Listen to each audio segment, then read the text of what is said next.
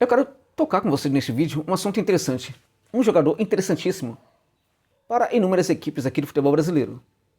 Muitas equipes precisam de um organizador de jogo, né? De um cara que consiga ter uma leitura muito boa do jogo. Uma leitura que antecipa, né, acontecimentos, né?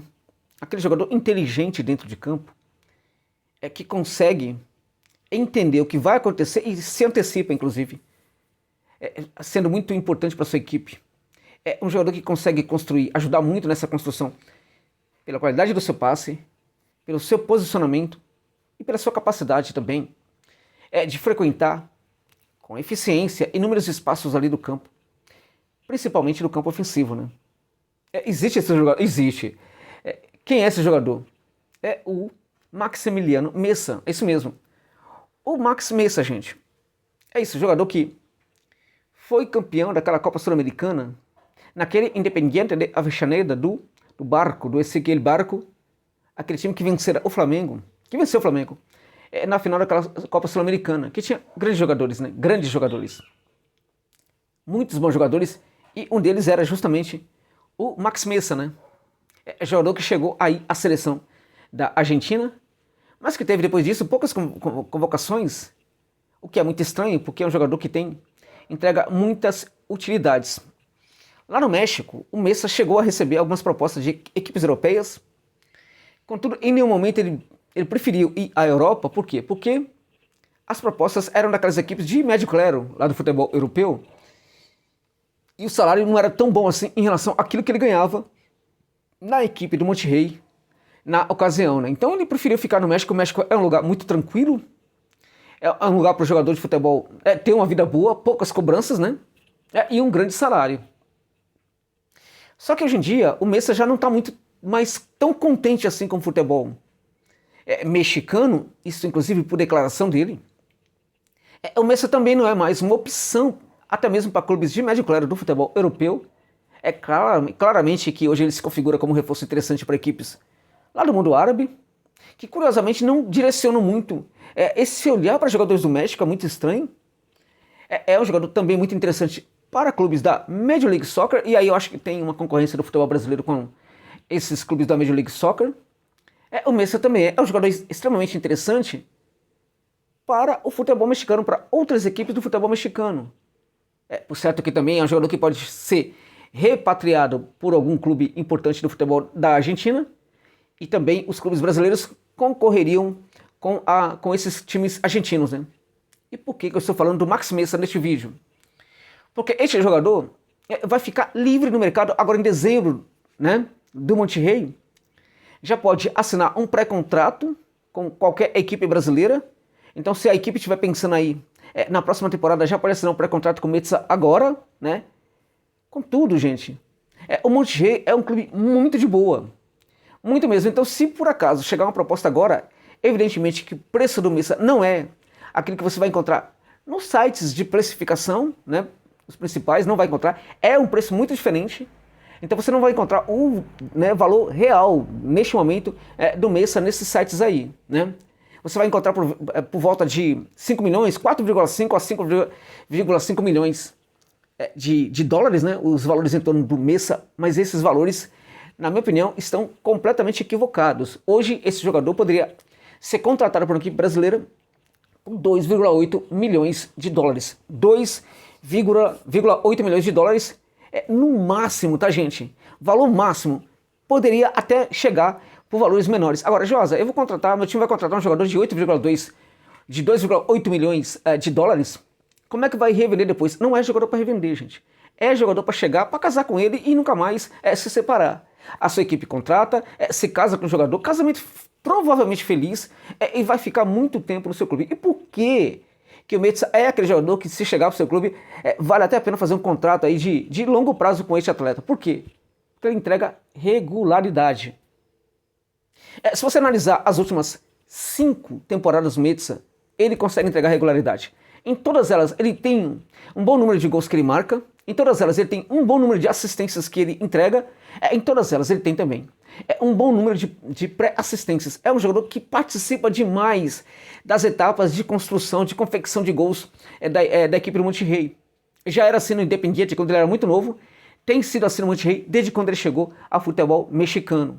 Então é de fato uma grande oportunidade de mercado para clubes brasileiros. Por quê? Porque é o cara que ajusta time. Pensa um jogador que ajusta o time, que arruma a casa, né? Que pega o seu time lá totalmente bagunçado, ele arruma. Pensemos, por exemplo, num clube, uma equipe hoje como o Santos, né? Que parece que não tem jeito, né?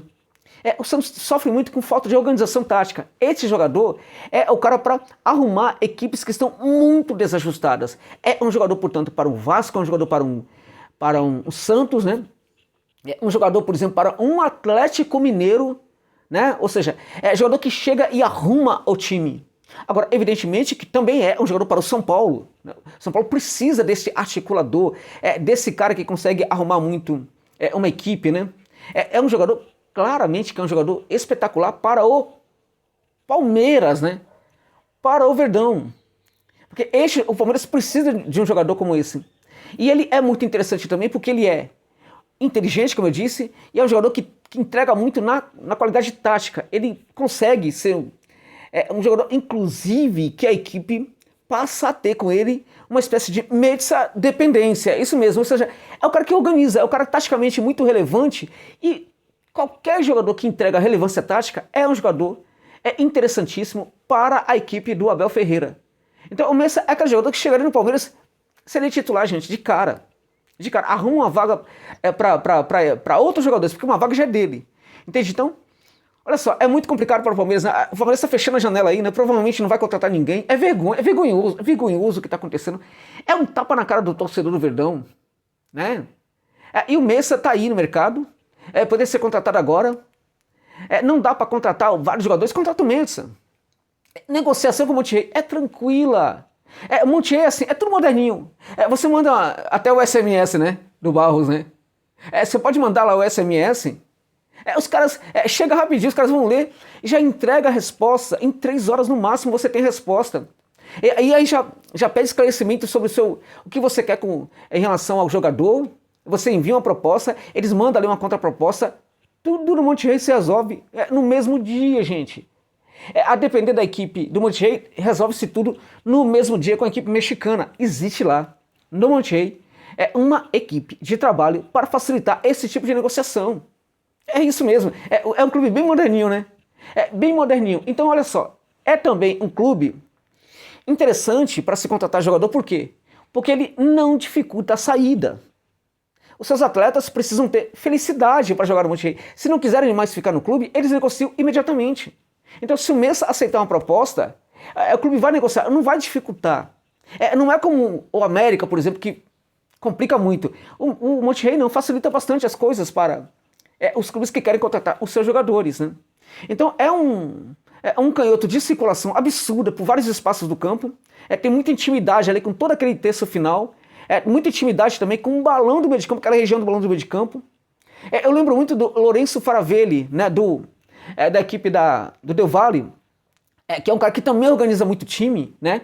Só que o Faravelli somente de um tempo pra cá que tá pisando mais na área. O Messa contudo, um jogador que já há muito tempo organiza muito esse jogo, mas também tem uma pisada de qualidade na área. Razão porque ele também faz muitos gols, ele entrega muitos gols em todas as temporadas deles, ele consegue entregar também muitos gols. Então é um jogador interessantíssimo para o Verdão.